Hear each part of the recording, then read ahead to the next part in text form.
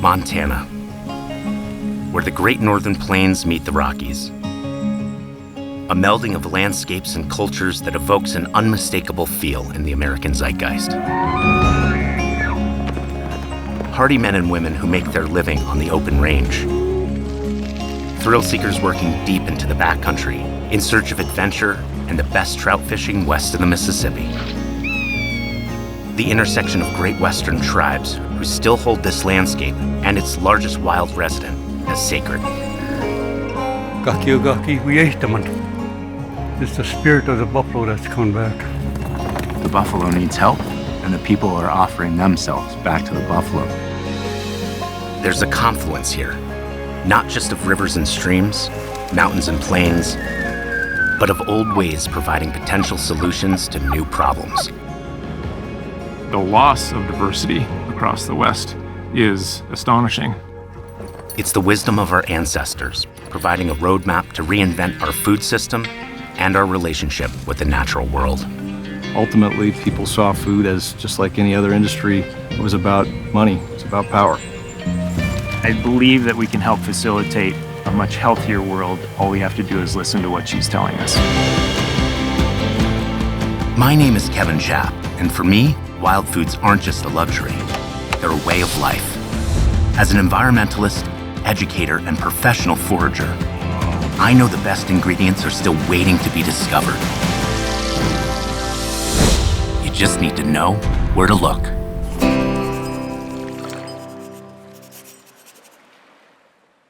Wild Foods is made possible by generous support from the Vermont International Film Foundation, bringing the world to Vermont through film and supporting filmmakers in Vermont and beyond for 40 years.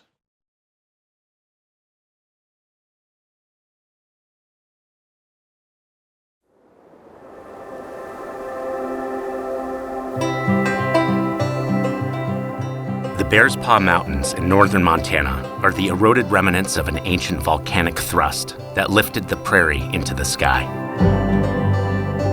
Forests of Douglas fir, ponderosa, and quaking aspen frame wide-open slopes and meadows. From these high ridges, it's possible to take in the entire range. And just before sunrise, on crisp autumn mornings, this is where hunters come to stalk the largest remaining wild ruminant to graze these lands. We're on Moses Mountain and Rocky Boy Reservation. For Jason Belcourt and his son Brandon, this is where their annual elk hunt begins. Typically when we hunt, we try to get up high and let our optics do the work for us, and we'll locate the animal. Where we're at, we could see any direction 4 or 5 miles. So this is a favorite spot of the local hunters. Can you just talk to me about that experience, like how you learn how to do it, what it kind of means to you guys to be able to share this together? I think it's just a way of life. We grew up hunting. Back when I was a kid, there wasn't too much money flowing around, and so deer meat was always a favorite. I mean, this animal's been on the land forever, right? Yeah. It's still a totally wild ruminant that lives naturally in these mountains and all over Montana, right? Yeah. I guess you gotta look at it from a Chippewa Cree perspective. Our people were all over the plains, nomadic. And the Indian wars started coming to an end and people started getting put on reservations. There was no buffalo. They were gone. Yeah. So we had to depend on elk and deer. And we also had to be careful not to hunt them out. You only take what you need, right? So you don't over-harvest. If you over-harvest anything, that's to your demise. As you gaze out across the land, you peer into what was once part of the bison's home range. It's like looking back in time, back when the bison, this land, and native peoples evolved together, supporting one another. It was explained to me by my grandma was that the buffalo is a medicine. because he goes out, he's a forager. He knows which plants are medicinal. When he eats those plants, he becomes medicine. And then when we consume him, we're ingesting medicine. So it's health. And so again, when we were put on this reservation, the buffalo was destroyed, gone, and we were put on a diet that didn't fit us. Now today we're all high blood pressure, heart disease, diabetic. We pray to this animal that he's going to make us strong again.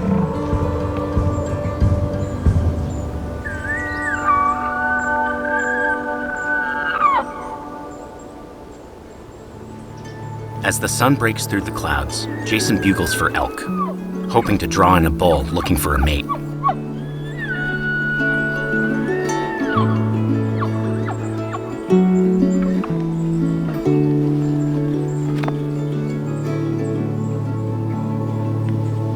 Oh, yeah.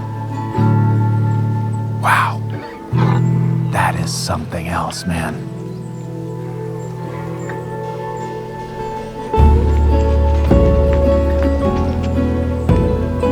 As we descend the mountains in pursuit of the elk, Jason draws us up short, taking us by way of a sacred site that outlines the history and mythos of his people, reminding us just how special this place really is.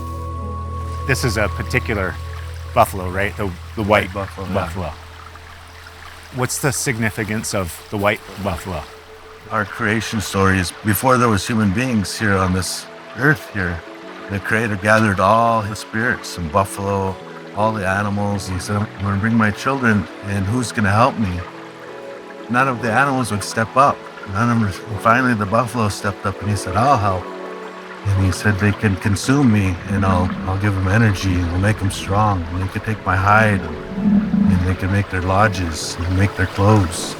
The buffalo first stepped up to help people come into existence. And now you guys are stepping up to help it come back into existence, right? Exactly. I mean, that's a pretty special full circle story. Before wild buffalo can once again take their place among the other Creator's children, like the elk that eluded us, the Chippewa Cree must first build a new herd on their reservation lands.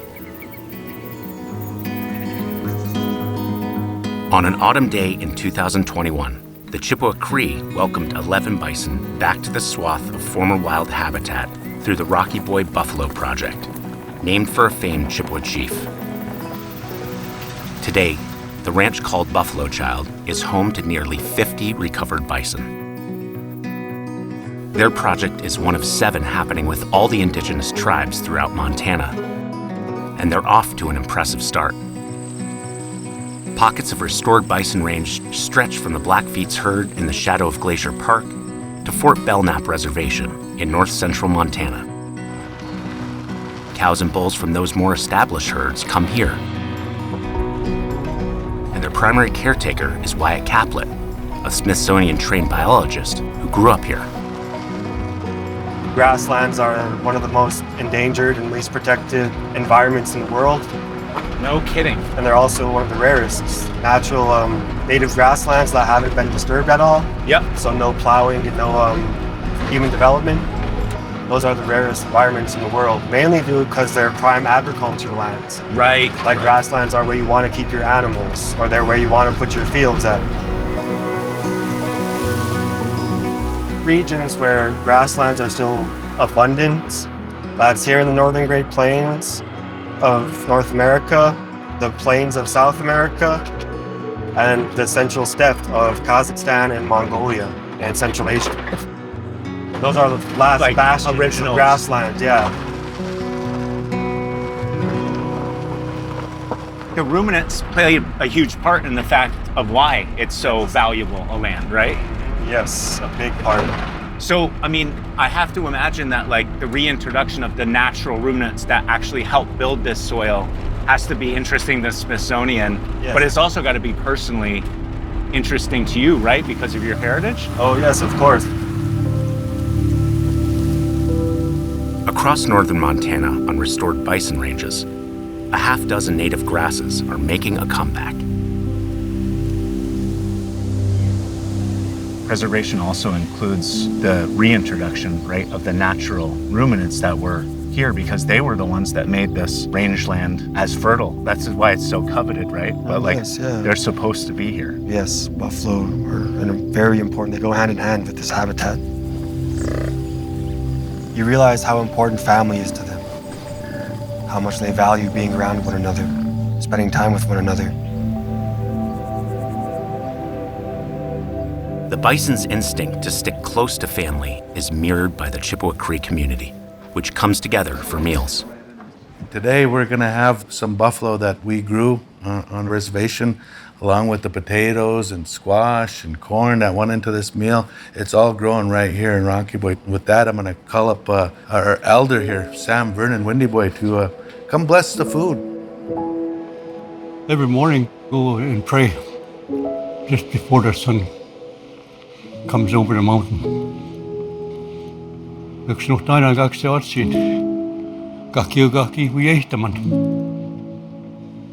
the spirit of the buffalo is coming back.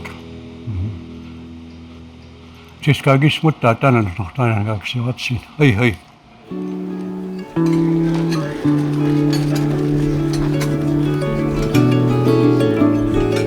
Pot roast done with the potatoes from the community garden. This June berries, I was just told, which I've never had before, so I'm so excited about. This is a plate of completely rewilded food, so this is a pretty special opportunity to break some bread with some really amazing people. Raise the food to honor the invisible energies of this universe. Put the blessing on this food, okay? During the community meal, everyone is invited to share, something many of us have gotten away from. Thank all of you for inviting us into your home, and I was just blown away by the vision, the stories, the community.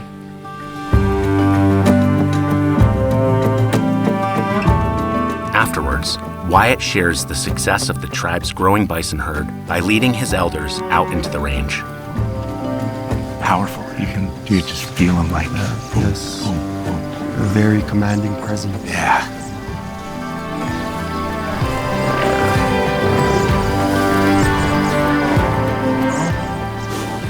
Like tree rings, like the way you could age a tree by looking at its rings. Yeah. You could look at their horns and count the rings on their horns to tell their age. Oh, no kidding. You have to be really close to do that. Closer than we want to get tonight, right?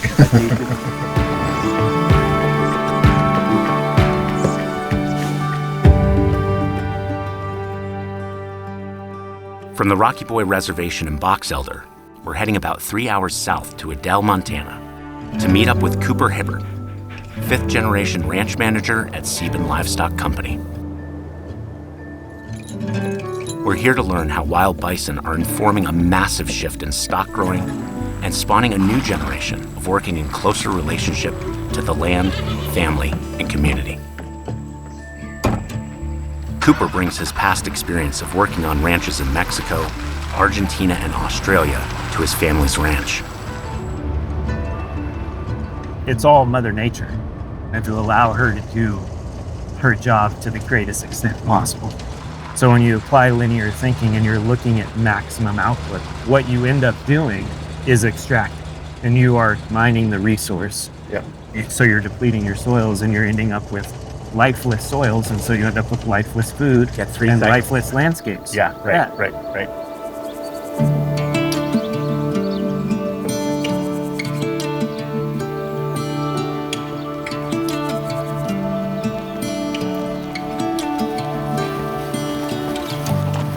Out on the range, Cooper practices non-selective cattle grazing, which mimics the feeding behaviors of bison herds. Like bison, the cattle are moved frequently across the landscape in dense groups, creating the same trampling, fertilization, and rest periods that historically shaped grassland ecosystems. Mimicking that relationship that these grasses need in order to thrive. By grazing non-selectively, we're building soil, we're selecting for our desirable species by default, to the point where it increased our forage productivity and harvest rate by 300% in 8 years. Wait, in the last how many years? 8 years. 300%. 300% on average. And what makes that even more dramatic is that productivity and harvest rate increase happened in the driest decade in the history of the ranch. If you leave Mother Nature to her own devices, best of conditions, 100 to 500 years to build 1 inch of topsoil. You enter in management, all of a sudden you're building 1 inch of topsoil in 4 years. That's what's possible. Yeah. I think so many times when we're talking about the environment or stewardship, we take ourselves out of the equation too, right? Yeah. We get to live here as well, right? I think we're a very important part. I think nature needs us. Yeah. And I believe that we can help facilitate a much healthier world. All we have to do is listen to what she's telling us. That's it. Joining Cooper in a quest to raise healthy food while restoring health to Montana's wild spaces are other ranchers bound together by the Old Salt Co-op.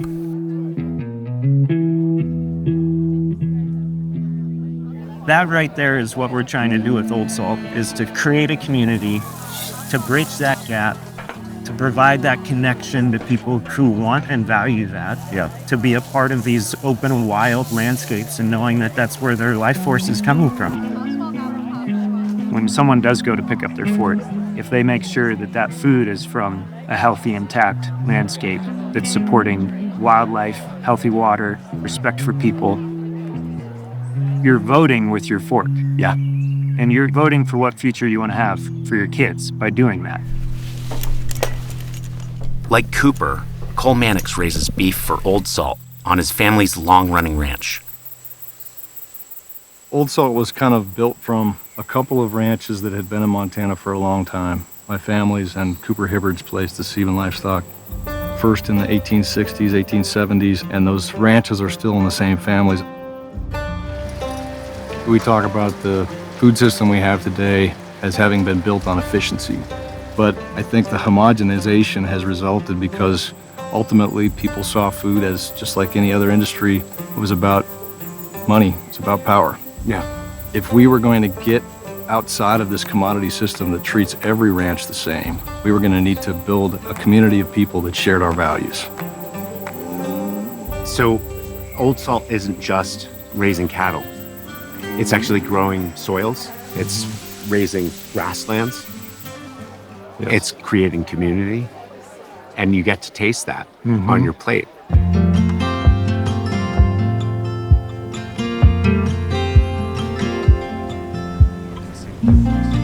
Instead of getting sucked into the homogenized American food system, everything produced by Old Salt ranchers and their partners flows through the Union, Old Salt's flagship market and restaurant. The culinary director for the pioneering food experience at the Union is Andrew Mace. You're really on the vanguard of how we get these animals from the field onto people's plates, right? And that's a position of like stewardship and like deep kind of natural understanding, as well as the commercial aspect of running a restaurant. Yeah, that needs to be profitable. You know, traditionally, these animals would be born, raised, and then they would sort of just be handed off to the commodity food supply, where it's anonymous and they don't know where it goes, and also the consumers don't know where it came from either. Now the restaurants and the culinary sort of division of Old Salt is taking the place of that. So now we have this immense pressure of, okay, this animal was raised its entire life and now it's in your hands. So like, don't mess this up. The more I get to know these ranches and the more I go to these landscapes and see these animals, the pressure kind of just gets ratcheted up on us to kind of treat that with as much care as it was given in the pasture. The grass-fed steaks sold and served at the Union offer a lower, healthier fat content than the average grocery store, where the fat content can be as high as 50%. The meat also holds different seasonal flavor profiles and comes in hard-to-find cuts, like these Denver steaks. Potato salad, and then here we have 2 medium rare Denver steaks. These are from your ranch? Yeah, we went just this morning, so it's pretty fun to see it all the way through. Oh man. Yeah, a ton of depth in that flavor. And that's something that like we really have to reintroduce the American consumer or eater to, right? Because we lost that place, that terroir out out of our means. We're all a tiny little piece of it, right? Yeah. Just the tiniest piece, and yet we have one life and one set of energy to spend. When you spend it on things that you can directly see the result in the community. Good.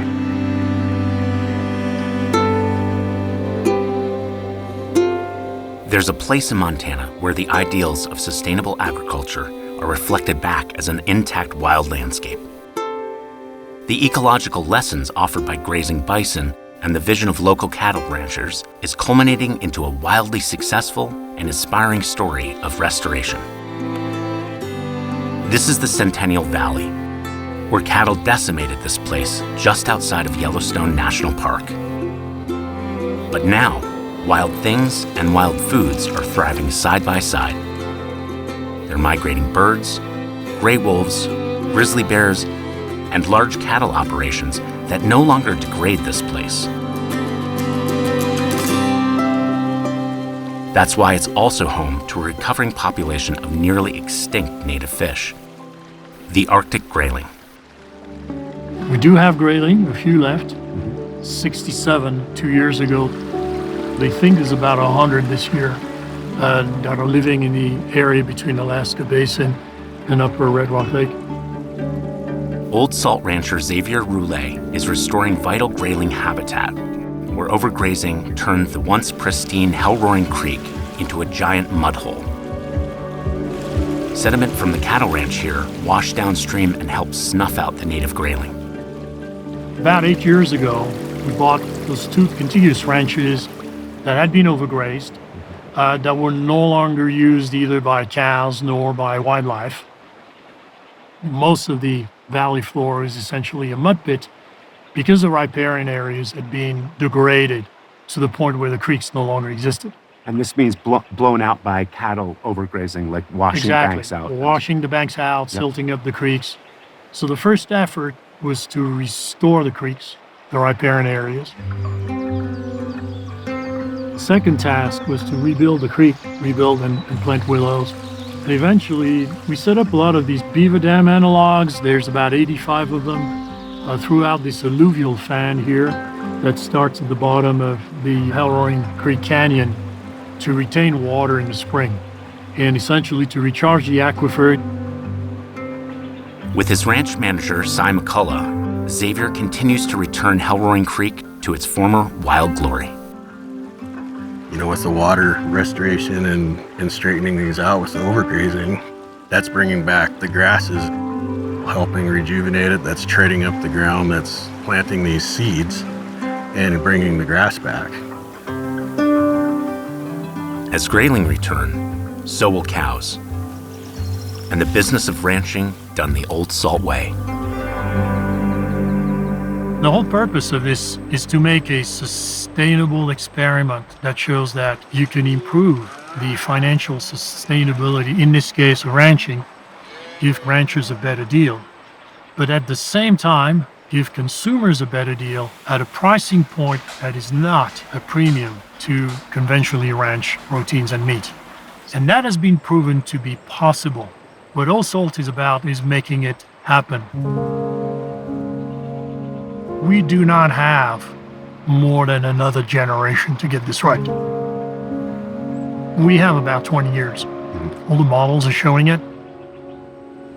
What could capital markets, what could modern finance do to help scale up the, at the moment, still early but inevitable, inexorable movement to a form of agriculture that contributes a lot less to climate change, that is much friendlier to nature, much friendlier to animals, and also, of course, friendlier to human health. That is the future of agriculture, in my view.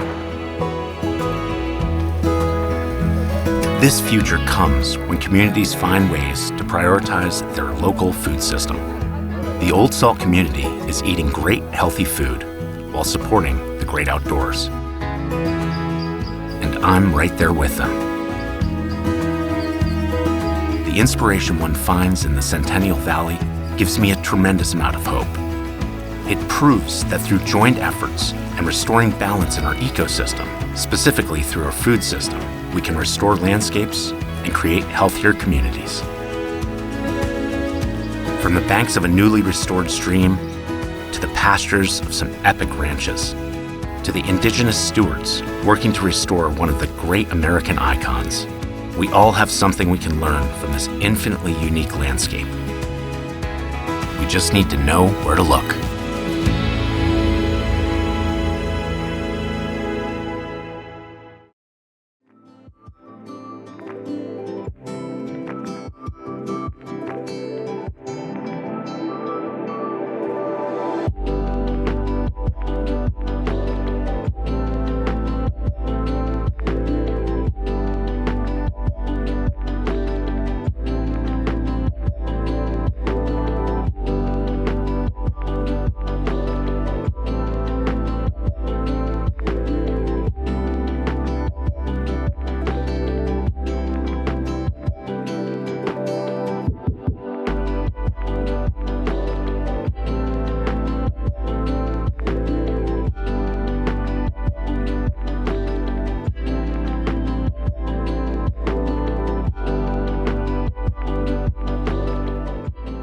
Wild Foods is made possible by generous support from the Vermont International Film Foundation, bringing the world to Vermont through film and supporting filmmakers in Vermont and beyond for 40 years.